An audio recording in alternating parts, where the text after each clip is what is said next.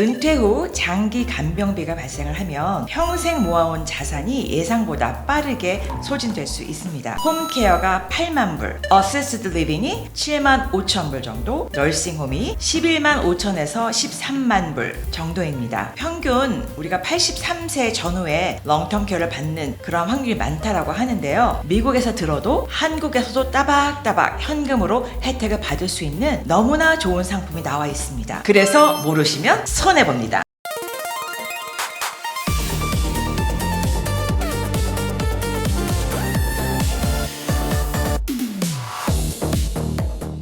안녕하세요. 브릿지원 재정보험의 머니코치 써니리입니다. 최대 절세로 최고의 자산을 형성할 수 있게 도움을 드리고 있습니다. 오늘은 많은 분들이 관심은 있지만 아직 충분히 준비하지 못하고 있는 미국의 롱텀 케어에 대해서 알아보겠습니다. 롱텀 케어가 자산 형성과 무슨 관계가 있을까 그렇게 생각할 수 있는데요. 은퇴 후 장기 간병비가 발생을 하면 평생 모아온 자산이 예상보다 빠르게 소진될 수 있습니다. 그래서 미국에서는 롱텀 케어가 단순한 의료 문제가 아니라 내 자산을 지키기 위한 중요한 재정 계획의 하나로 그렇게 여겨집니다. 우리 재정 포트폴리오에 반드시 있어야 하는 것이죠. 미국에서는 의료비와 장기 간병비가 은퇴 후에 재정에 큰 부담이 될 수 있어요. 그것은 의료 관련비가 인플레이션을 훌쩍 뛰어넘는 가장 빨리 올라가는, 특히 장기 간병비는 메디케어나 일반 건강보험으로는 거의 보장이 안 되기 때문에 미리 준비하지 않으면 정말 너무나 나중에 힘든 상황을 맞닥뜨리실 수 있습니다. 간단히 의료보험과 장기 간호보험, 즉 롱텀 케어 보험의 차이점을 말씀드리면, 의료보험은 현대의학으로 질병을 고칠 수 있다는 전제하에 쓰이는 보험이고, 롱텀 케어는 현대의학으로는 고칠 수 없는 만성질환자를 돌봐주는 비용에 대한 보험이라고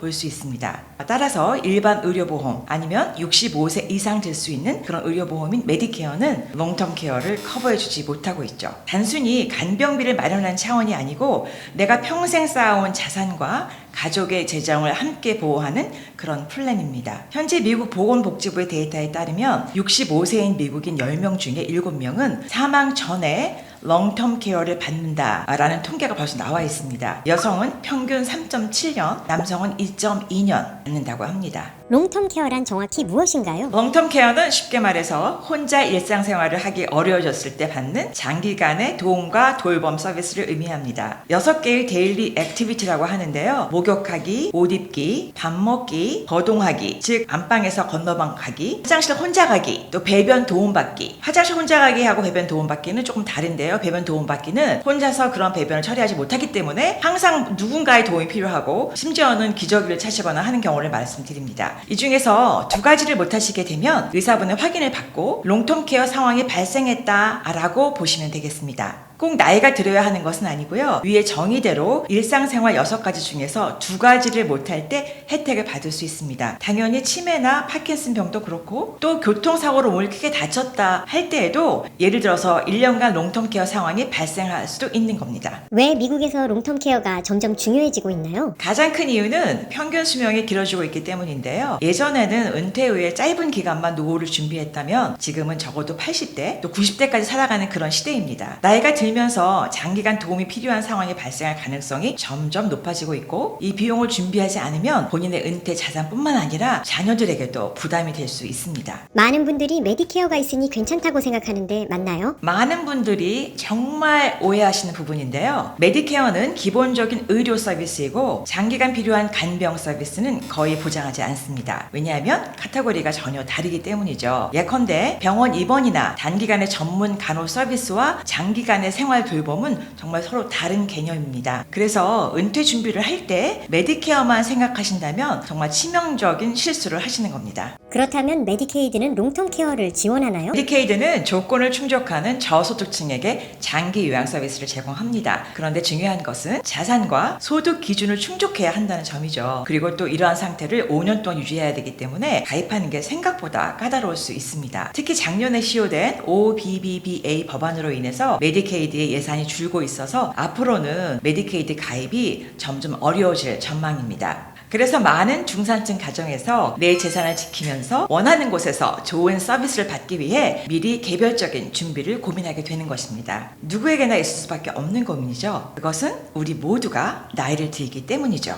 롱텀 케어 비용은 얼마나 들 수 있나요? 네, 비용은 지역이나 시설의 종류, 필요한 서비스 수준에 따라서 크게 다른데요. 예를 들면 집에서 받을 수 있는 홈케어라는 것이 있습니다. 목욕하고 식사 준비를 도와주고 장 보는 것을 도와주고 또 약을 복용하는 것들에 대해서 도움을 받으실 수 있습니다. 독립적인 아파트나 방에서 또 생활을 하지만 직원이 일상생활을 도와주는 시설인 Assisted Living이라는 것도 있습니다. 그리고 또 궁극적으로는 우리가 생각하는 양로원, 전문 요양시설, 널싱홈이 있습니다. 여기서는 24/7 전문 간호가 가능한 그런 시스템이 되겠습니다. 어떤 서비스를 선택하느냐에 따라서 비용 차이가 큰데요. 현재 미국 롱텀 케어 중간값은 홈케어가 8만 불, 어시스티드 리빙이 7만 5천 불 정도, 널싱홈이 11만 5천에서 13만 불 정도입니다. 평균 우리가 83세 전후에 롱텀 케어를 받는 그런 확률이 많다라고 하는데요. 앞으로 20-30년 후라면 이 금액의 두세 배는 생각을 하고 계셔야겠죠. 또한 이런 상황이 장기간 지속될 경우 수십만 불 이상의 비용이 발생할 수 있기 때문에 미리 계획하는 것이 너무나 중요합니다. 롱텀 케어는 꼭 보험으로 준비해야 하나요? 꼭 보험만이 방법은 아닙니다. 준비 방법은 다양합니다. 예를 들면 개인 저축, 투자 자산, 생명보험과 결합된 상품, 또 어누이티를 활용한 그런 상품도 있고요. 전통적인 롱텀 케어 보험 등이 있습니다. 그러나 보험이 가장 좋은 수단이라고 하는 것은 왜 호미로 막을 걸 가려로 막습니까? 그래서 가장 가성비 좋은 것이 단연코 보험이라고 말씀드릴 수 있습니다. 또 지금은 글로벌 시대이기 때문에 미국에서 들어도 한국에서도 따박따박 현금으로 혜택을 받을 수 있는 너무나 좋은 상품이 나와 있습니다. 그래서 모르시면 손해봅니다. 롱텀 케어 보험 종류는 어떤 것들이 있나요? 대표적으로 세 가지 형태가 있습니다. 첫째, Traditional Long-Term Care 보험, 전통적인 롱텀 케어 보험입니다. 필요할 때 매월 일정 금액을 받아 돌봄 비용으로 사용하는 그런 형태인데요. 나에게 돌아오는 현금 가치는 전혀 없기 때문에 가격이 당연히 저렴합니다. 우리에게 익숙한 자동차 보험과 같은 그런 형식이죠. 저도 이런 종류의 보험을 남편과 같이 들고 있는데 두 사람이 한 달에 180불 정도 내고 있습니다. 살짝 부족한 것 같아서 다른 걸 하나 더 들으려고 준비하고 있습니다. 두 번째 타입은요, Asset Based Long-Term Care라고 하는데요. 생명보험하고 롱텀 케어 혜택을 결합한 그런 하이브리드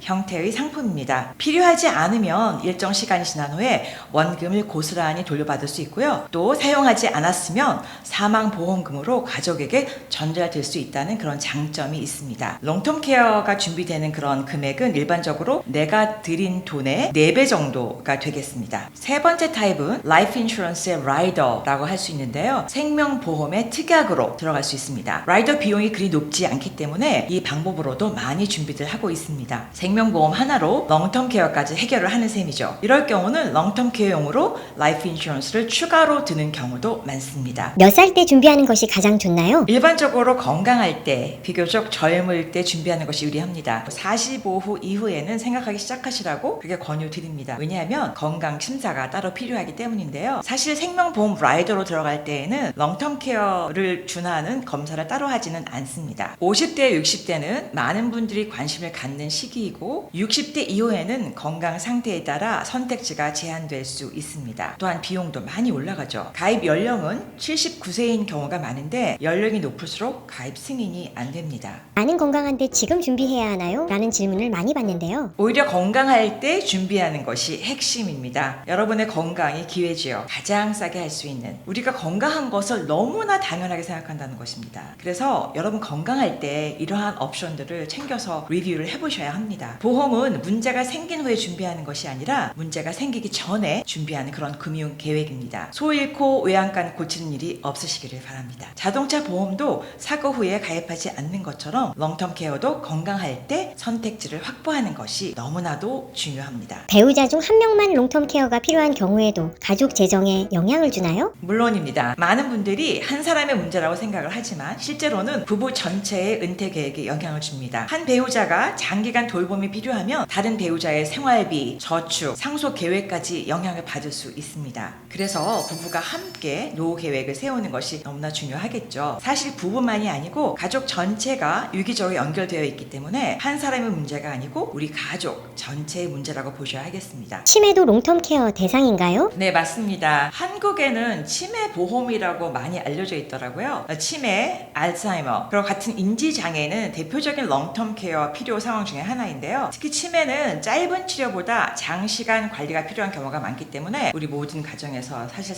가장 걱정하는 부분입니다. 맞죠? 특히 오랜 시간 치매를 돌보는 가족들의 노고는 참 우리가 헤아리기 힘든 것 같습니다. 그래서 그런 분들에게 맞는 롱텀 케어 평생 플랜도 나와 있습니다. 집에서 받는 돌봄도 롱텀 케어에 포함되나요? 네, 그렇습니다. 많은 분들이 널싱홈만 생각하시는데 실제로는 집에서 받는 홈케어도 중요한 부분입니다. 요즘은 익숙한 집에서 생활하면서 필요한 도움을 받기를 원하는 분들이 정말 많기 때문에 다양한 방법으로 이런 도움을 받을 수가 있고요. 또 굿뉴스는 내 자녀가 케어 기버일 경우엔 간병비가 내 자녀에게 지급됩니다. 이미 은퇴하거나 60대 후반인데 너무 늦은 거 아닌가요? 아니요. 늦지 않았습니다. 바로 하실 수 있습니다. 물론 나이가 들수록 보험료와 건강 심사 부분을 고려해야 하지만 현재 상황에서 가능한 방법을 전문가와 상담해서 찾는 것이 중요합니다. 재정 상황, 나의 건강 상태, 가족 계획을 종합적으로 한번 봐보셔야 하겠습니다. 한인들이 특히 롱텀 케어 부분에서 놓치는 것은 어떤 것인가요? 아직도 은연중에 자녀가 돌봐주겠지라는 생각을 하실 수 있습니다. 물론 가족의 도움은 소중하지만 미국에서는 일반적으로 자녀들도 직장과 가정이 있지 않습니까? 또한 전통적인 롱텀 케어, 돌봄의 비용은 가족의 사랑만으로는 해결하기 어려운 그런 재정적인 부분이 있습니다. 그래서 미리 준비하는 것이 가족 모두를 위한 배려라고 생각됩니다. 마지막으로 시청자들에게 꼭 전하고 싶은 말씀이 있다면 어떤 것일까요? 롱텀 케어는